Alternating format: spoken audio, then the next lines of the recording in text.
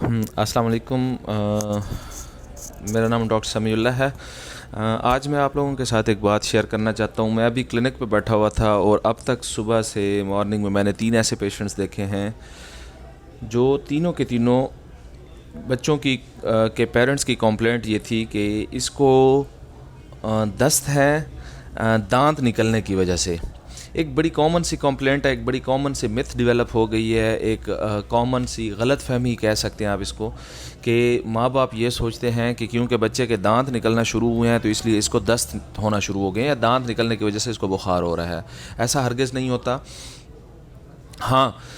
ایسے ضرور ہے کہ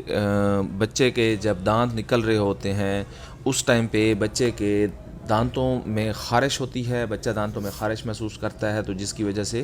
وہ ہر چیز منہ میں ڈالتا ہے، تو ہر چیز منہ میں ڈالنے کی وجہ سے اندر جراثیم بھی چلے جاتے ہیں اور اس کی وجہ سے بھی اس کے جو پاٹی ہوتی ہے یا اس کے سٹول ہوتا ہے وہ لوز ہو جاتا ہے۔ دوسری اہم وجہ وہ یہ ہے کہ بچہ اکثر اوقات 6 مہینے پہ بچے کے دانت بھی نکلنا شروع ہوتے ہیں اور اس کے ساتھ ہی ماں باپ اس کو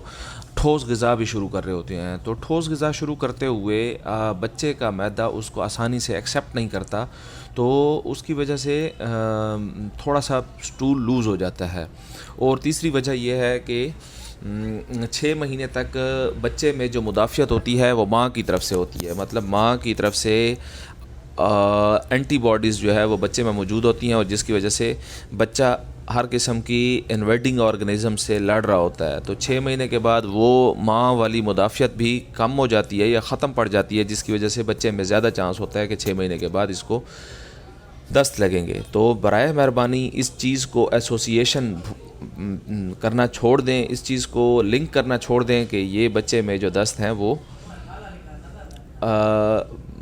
بچے کے دانت کے نکلنے کی وجہ سے ہیں۔ شکریہ۔